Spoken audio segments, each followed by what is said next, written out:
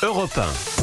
Vous écoutez Culture Média sur Europe 1, 10h, 11h30 avec Thomas Hill et votre invité ce matin, Thomas. Oui, je reçois ce matin Valérie Toragnan, directrice de la rédaction du Point, parce que vous lancez un tout nouveau magazine trimestriel que vous avez intitulé Saison et qui donc assez logiquement est publié 4 fois par an. Et vous avez choisi le printemps pour lancer ce premier numéro. Là aussi, c'est logique, c'est la saison des éclosions.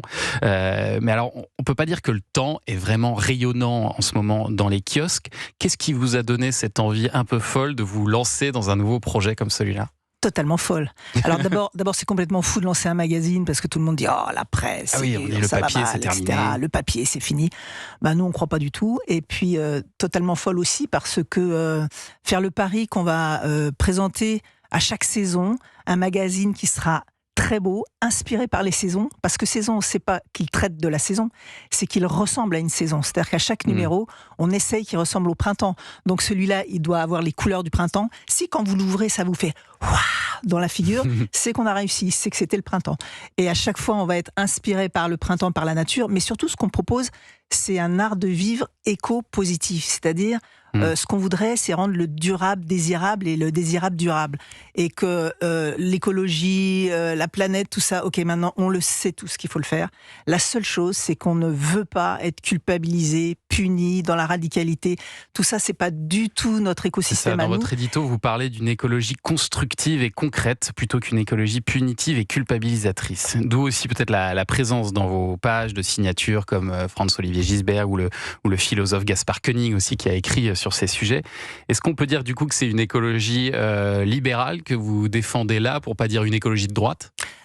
C'est surtout, ce n'est pas une écologie décroissante. En fait, plutôt que d'être catalogué, je pense que ce qui nous intéresse, c'est de dire, attendez, regardez, ok, tout va mal. Non, regardez, tout autour de vous, tout autour de nous, il y a des gens qui ont des initiatives incroyables, qui essayent de faire bouger les choses, que ce soit dans le domaine de la tech, que ce soit dans le domaine de la santé, que ce soit dans l'écologie même, que ce soit dans l'architecture aussi, on le voit dans vos pages, ouais. Dans l'urbanisme. Nous, on a des très très belles pages dans le magazine où on voit comment des gens en Bretagne, dans la baie du Mont-Saint-Michel, ont restauré une longère.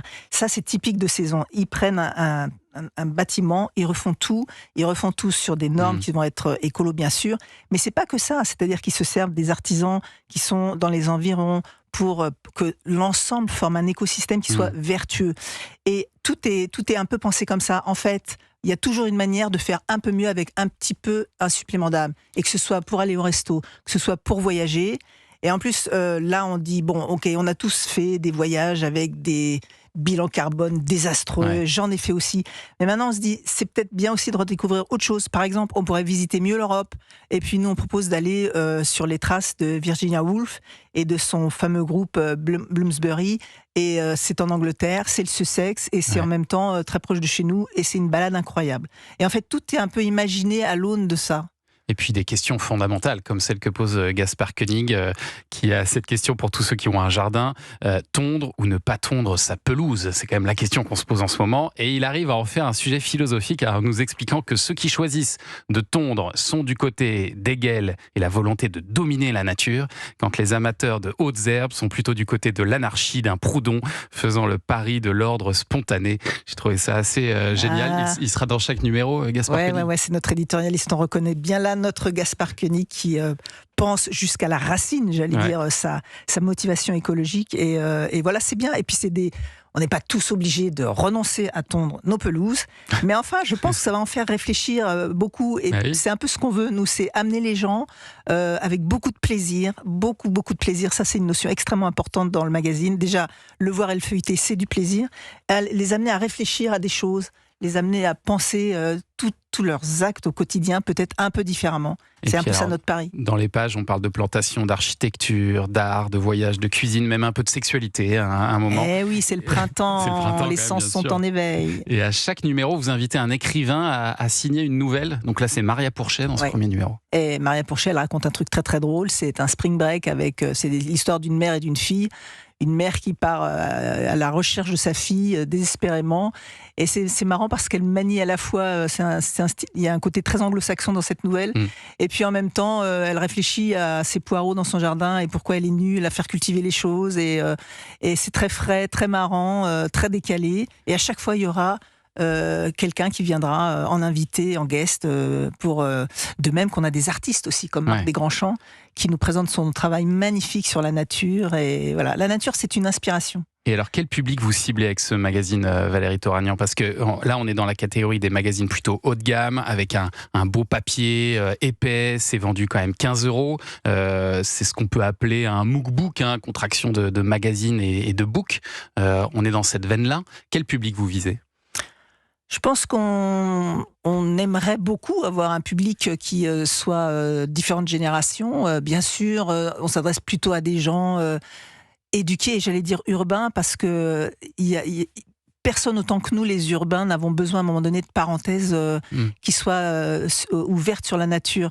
Enfin, vous voyez, quand tout va mal, quand vous êtes au bord du burn-out, quand vous en pouvez plus, on a tous dans notre tête une petite cabane, une mer, une montagne, un paysage, une plage où on se dit « Oh là là, j'aimerais tellement y aller maintenant et me ressourcer et me reprendre racine avec tout ça. » Vous savez qu'on est des animaux, on a beaucoup évolué, on est tous super intelligents, mais à un moment donné, on est en train d'avoir besoin d'être dans la nature, on est en train, tout d'un coup, voilà, le printemps, l'essence, l'éveil, tout ça nous ordonne quand même, c'est des horloges à l'intérieur de nous qui nous parlent. Donc je pense qu'on s'adresse bien sûr à des gens que ces sujets-là intéressent, plutôt urbain, plutôt CSP+, ouais, c'est clair. On a fait le choix d'un très beau magazine, donc il a un prix un peu élevé. Mais il y a aussi une chose qui nous intéresse dans Saison, c'est la question de la transmission et des générations et de l'aspect transgénérationnel. En fait, souvent la transmission, c'est les plus aînés qui transmettent aux plus jeunes.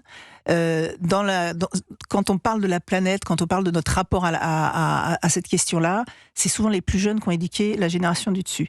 Et ça nous intéresse beaucoup d'instaurer ce dialogue. Et on le fait, d'ailleurs, on le fait avec Nathan Dever et son père, qui ont un bel échange dans le journal.